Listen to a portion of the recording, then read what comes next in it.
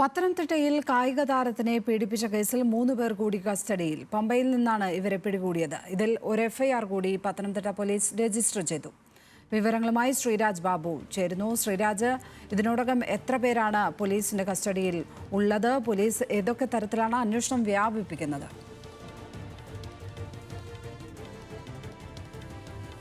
ലക്ഷ്മി, ഇന്നലെ രാത്രി ഏറെ വൈകിയാണ് 3 പേരെ കൂടി കസ്റ്റഡിയിൽ എടുത്തിട്ടുള്ളത്. ഇവരെ പമ്പയിൽ നിന്നുമാണ് കസ്റ്റഡിയിലെടുത്തത്.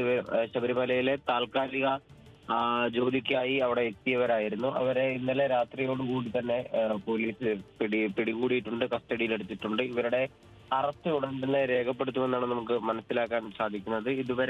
ഇന്നലെ വരെ അറസ്റ്റിലായവരുടെ എണ്ണം ആകെ 20 ആയിട്ടുണ്ട്. 20 പേരെയാണ് അറസ്റ്റ് ചെയ്തവരെ കോടതിയിൽ ഹാജരാക്കി റിമാൻഡ് ചെയ്തിട്ടുണ്ട്. ഇന്നും കൂടുതൽ അറസ്റ്റുകൾ ഉണ്ടാവും. പെൺകുട്ടി നൽകിയ മൊഴി അനുസരിച്ച് 40-ലധികം പേരെ നിലവിൽ പോലീസ് ഐഡന്റിഫൈ ചെയ്തിട്ടുണ്ട്. ഇവരിലേക്കെല്ലാം തന്നെ അന്വേഷണം വ്യാപിപ്പിക്കാനും ഇവരെ എത്രയും വേഗം പിടികൂടാനുമുള്ള ശ്രമത്തിലാണ് പോലീസ് ഉള്ളത്.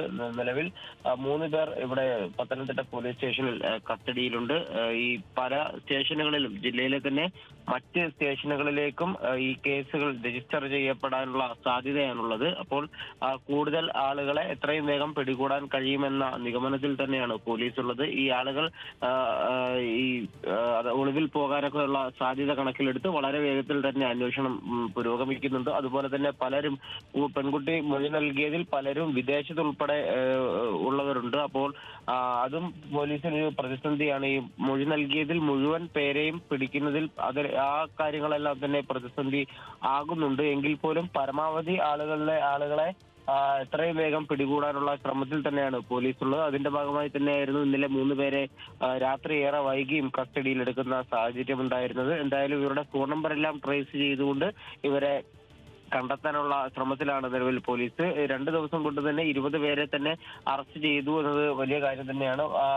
എന്തായാലും ഇന്നും വരും ദിവസങ്ങളിലുമെല്ലാം തന്നെ കൂടുതൽ അറസ്റ്റുകൾ ഉണ്ടാകും എന്ന് തന്നെയാണ് പോലീസ് പറയുന്നത്. ലക്ഷ്മി, ശ്രീരാജ് ബാബുവാണ് പത്തനംതിട്ടയിൽ നിന്നും വിവരങ്ങൾ പങ്കുവച്ചത്.